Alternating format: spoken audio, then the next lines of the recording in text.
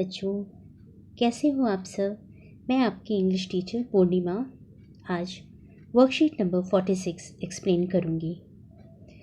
This worksheet is based on your chapter the snake and the mirror and this is a narrative story and this story is about a bachelor homeopathic doctor who is telling his friends an incident which happened in his life. Right बच्चों, याद है ना ये story कि कैसे snake and the mirror में doctor अपने साथ हुई इस इंसिडेंट के बारे में बताता है। और वो इंसिडेंट क्या थी कि एक स्नेक मिरर के सामने जब वो बैठा था तो वहाँ पर आ जाता है एंड सो उसी स्टोरी को आज हम फिर से इस वर्कशीट में पढ़ेंगे, ठीक है। Has a snake ever coiled itself round any part of your body? A full-blooded cobra. ये कौन कह रहा है पता है? डॉक्टर कह रहा है अपने फ्रेंड्स को। He began with his story when one night he returned to his rented room and heard the familiar sounds of rats from above. The room was not electrified, so he lighted a kerosene lamp on the table, then took off his black coat, white shirt and not so white vest and hung them up. एक दिन doctor story को explain करता है अपने friends को बीच में और कहता है कि वो एक रात जब अपने रेंटेड रूम में वापस आता है अपने घर तो उसको वही फैमिलियर साउंड्स रैट्स के सुनाई देते हैं। यानी इसके रूम में बहुत से रैट्स थे तो कभी वो इधर से आना उधर से आना, इस तरह की जो वॉइस होती है रैट्स के आने जाने की वो उसको डेली सुनाई देती है। लेकिन the room was not electrified, और लेकिन रूम में अंधेरा था, बिजली नहीं थी। तो उसने एक कैरोसिन लैम्प को जलाकर कहाँ पर, ऑन द टेबल के पास रख दिया। Then took off his black coat, उसके बाद उसने अपना काला कोट निकाला, वाइट शर्ट भी निकाली and so white vest and not so white vest, और उसके बाद वेस्ट मीन्स वो जो अंदर बनियान इनर्स होते हैं उसको भी, एंड हैंग दम अप, और उनको उसने लटका दिया। राइट बच्चों। Next, later when he couldn't sleep he took a stroll outside and came back in front of the mirror. लेकिन वो सो नहीं पा रहा था, उसको नींद नहीं आ रही थी, और उसके बाद वो a stroll outside and came back in front of the mirror, थोड़ा सा वॉक करने के बाद वापस वो एक मिरर के सामने, शीशे के सामने आकर के वो बैठ जाता है। And he begin self appreciating himself, और मिरर के सामने बैठ कर के वो अपनी ही on his beauty and making plans for future, अपनी ब्यूटी के बारे में, अपने बारे में और अपने फ्यूचर के प्लान के बारे में सोचने लगता है। ही thought of marrying A rich but a fat doctor, वो सोचता है कि वो एक डॉक्टर से शादी करेगा, लेकिन वो डॉक्टर कैसे होनी चाहिए, मोटी होनी चाहिए, who would not be able to catch him if anything ever goes wrong. और उसको ये भी थॉट आता है कि मैं इसलिए उससे शादी करूँगा क्योंकि वो मोटी होगी तो मेरे को पकड़ नहीं पाएगी जब कुछ गलत होगा। The sounds above had just stopped and suddenly there was a third sound behind him but he ignored. लेकिन तभी वो ये भी लगता है, उसको ऐसा फील होता है कि कुछ आवाज़ें जो आ रही थी अभी तक, जो नॉर्मली हमेशा उसके घर से, उसके रूम से आती थी, अब उस तरीके की आवाज़ों ने आना बंद कर दिया है। लेकिन तभी वहाँ पर एक थर्ड, यानी किसी भारी सी चीज़ के गिरने पर जो एक आवाज़ होती है ना, वैसा आवाज़ होता है, लेकिन उसने उसकी ओर ध्यान नहीं दिया, इग्नोर कर दिया इस चीज़ को। Next, now he was sitting on a chair and tried to look behind the reason of the sound. Suddenly a snake wriggled over the back of the chair and landed on his, क्या होता है बेटा, on his shoulder. Okay, and it recoiled itself around the left, arms above his elbow. तो ना he was sitting on a chair, अब उसके बाद वो एक चेयर पे बैठ जाता है and try to look behind for the reason of the sound. अब उसको लगता है कि नहीं, कुछ तो कारण है, पीछे जो एक आवाज़ सी आई थी। एंड सडनली उसने देखा कि एक स्नेक जो है रिगल्ड over the back of his chair. रिगल्ड means होता है टेढ़े मेढ़े से चलना, तो उसको लगा कि उसके चेयर के पीछे से कोई चीज़ है, स्नेक है, and landed on his shoulder, और वहाँ से होते हुए उसके कंधों पर आ गया है। कहाँ पर आ गया है बच्चों, कंधों तक चढ़ गया है। And it recoiled itself around his leg, और अब तक जब तक कि ऐसा कुछ सोच पाता कुछ और भी, उसके लेफ्ट आर्म के above his elbow, left arm के ऊपर वो बिल्कुल चढ़ चुका था, उसके कंधों से लिपट चुका था बुरी तरह से। In this situation when he was left with no choice, अब ऐसे समय पे उसको कुछ भी नहीं बचा था सोचने के लिए और करने के लिए। And the realise drown upon him that he was simply a poor foolish and stupid doctor. अब उसको लगता है कि सचमुच अब उसके पास कोई ऑप्शन नहीं, वो एक महा बेवकूफ़ और स्टूपिड डॉक्टर के सिवा कुछ भी नहीं है। बच्चों नेक्स्ट देखते हैं। एट दैट मोमेंट, यहाँ पर देखिए स्नेक है ना सामने आपको दिख रहा होगा, एंड यहाँ पर मिरर है, तो यहाँ पर अब डॉक्टर बैठा था और ऐसा सिचुएशन उस डॉक्टर के साथ होता है। At that very moment the snake turn and saw its reflection in the mirror. It slowly unwound itself from his arm and move towards the mirror.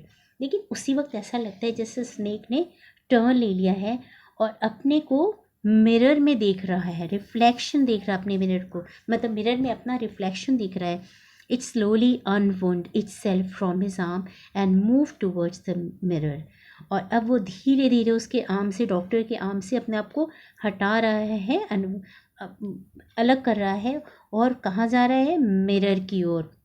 The doctor quietly got up from the chair, went out of the door and ran out of the house। इस बीच में doctor चुपके से उठता है and तेजी से from chair से उठ करके वो कहाँ भागता, आउट ऑफ द डोर, दरवाजे से सीधे बाहर भागता है, and ran out of the house, और वहाँ से वो घर से बाहर। He reached a friend's home for the night. The next day when he went to collect his belongings, all he got was his vest, only everything else was stolen by some thief। Next day बच्चों, जब वो doctor भाग करके वहाँ से अपने उस रात को अपने एक दोस्त के पास पहुँचता है, नेक्स्ट डे जब वो वापस अपनी बिलोंगिंग्स को, जो उसकी इंपॉर्टेंट चीज़ें जो उस घर में रह गई थी, वो उनको समेटने के लिए, उनको लेने के लिए आता है, तो देखता है कि सारा का सारा सब कुछ चोरों ने रात भर में साफ कर दिया था और केवल उसका वेस्ट रह गया था बस वहाँ पे। Why? I have never seen it since it was snake which was taken with its own beauty। अब जानते हो यहाँ पर उसके डॉक्टर के फ्रेंड्स बैठे उसकी कहानी सुन रहे थे, तो वही वो कह रहा है कि इससे पहले मैंने कभी भी ऐसा स्नेक नहीं देखा जो खुद अपनी ब्यूटी में को देख करके खुश हो रहा हो, अपनी ब्यूटी को निहार रहा हो। So did you see the snake the next day doctor. अब उनके फ्रेंड्स ने, इन्होंने फिर से पूछा क्वेश्चन कि क्या उसके बाद आपको कभी वो स्नेक दिखा doctor. Next, hence the doctor self discovers that he is a vain and a foolish man। It's the moment of crisis which helps him realize that he's poor, foolish and stupid। इस वक्त तक doctor ने खुद को महसूस किया जैसे कि वो क्या हो, एक मूर्ख व्यक्ति हो, and it's the moment of crisis. अब इस वक्त इस प्रॉब्लम के समय में, क्राइसिस के समय में, एक तरीके की आपदा के समय में उसको लगा कि वो कुछ भी नहीं था, वो सिर्फ एक पुअर, फुलिश और स्टूपिड पर्सन था और कुछ भी नहीं। On the basis of this बच्चों, इसकी रीडिंग के बेसिस पर आपको कुछ क्वेश्चंस दिए हैं, वो सॉल्व करना है, राइट। तो फर्स्ट क्वेश्चन हम देखते हैं। Why did the narrator, first one, why did the narrator light a kerosene lamp. Narrator जो है कैरोसिन लैम्प क्यों जलाता है, तो इसके लिए हम ऊपर देखते हैं पैराग्राफ में जा कर के क्यों जलाता है बच्चों। Because the room was, look here, the room was not electrified, so he lighted, क्या लिखा है, so he lighted a kerosene lamp on the table। ठीक है, फिर से देख लेते हैं। The room was not electrified from here to the table। Okay बच्चों, नेक्स्ट क्वेश्चन क्या है हमारा। What familiar sounds? What familiar sounds? Next question. What familiar sounds did the narrator hear in his room? तो किस तरीके का sound जो है नरेटर को सुनाई देता है। तो the narrator heard the familiar sound. What kind of? Look here. Sounds of rat. rat थे ना, वो कहाँ पर है बच्चों, देखिए, sounds of rats from the above। Heard the familiar sounds of rats from the above। Next question. What was the narrator doing in front of the mirror? Narrator क्या कर रहा था, बोलो। He was self appreciating, he was self appreciating himself of his beauty and making plans for the future. Next, suddenly the sounds above stopped. Why do you think the sounds stopped? Why do you think? Because there was, याद है, third sound सा हो गया था. the sounds the sounds above had stopped. Suddenly there was a third sound behind him, but he ignored it. तो आप इसको लिख सकते हो, suddenly there was a third sound.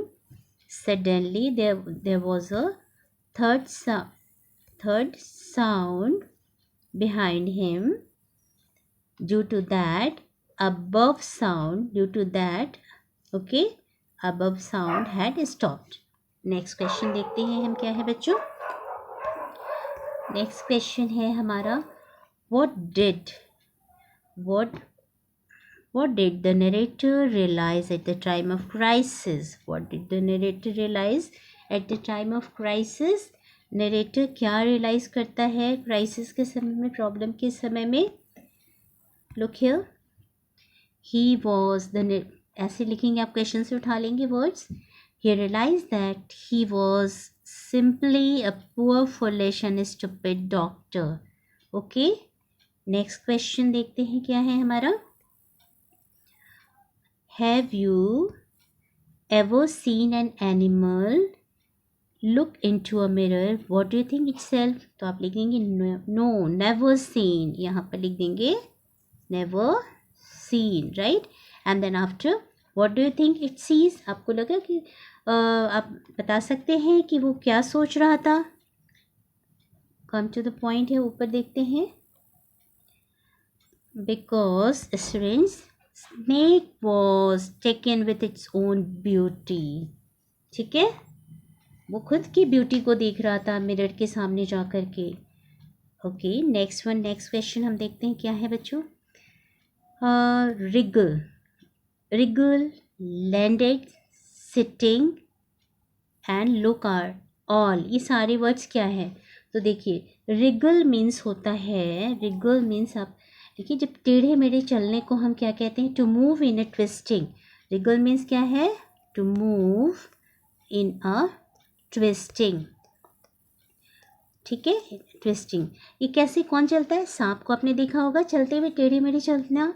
ठीक उसी तरीके से लैंडेड एक वर्ड है. लैंडेड मीन्स होता है मूव. ओके, नेक्स्ट वर्ड है सिटिंग. सिटिंग मीन्स तो आपको पता ही है, सिट का सिटिंग, ये भी वर्ब है और लुक भी वर्ब है. इस तरीके से हमारे चारों वर्ड जो आपके सामने दिए हैं, ये किस ऑप्शन के लिए हैं. तो this is not executive, not executive, not adverb, not preposition.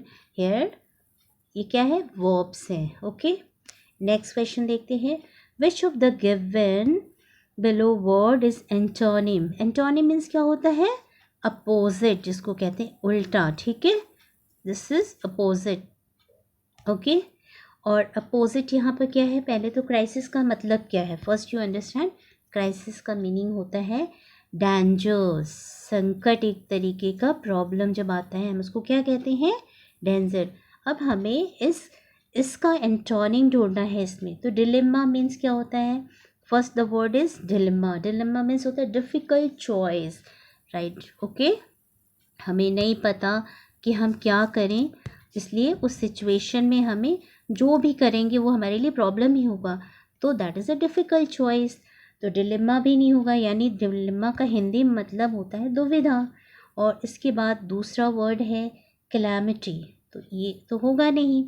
Calamity means होता है डिज़ास्टर, अपने नेचुरल कैलामिटीज़, जिसको हम हिंदी में आपदा भी कहते हैं. ओके बच्चों, दिस इज़, तो ये भी नहीं हो रहा है. नेक्स्ट है पीस. पीस में क्या, पीस का मतलब होता है काम, CALM. ठीक है, काम मीन्स होता है शांति. तो अब नेक्स्ट उसके बाद देखते हैं फोर्थ, इमरजेंसी भी नहीं होगा, क्योंकि इमरजेंसी का मतलब भी क्या होता है, आपातकाल, जिसको कहते हैं इमरजेंसी होना.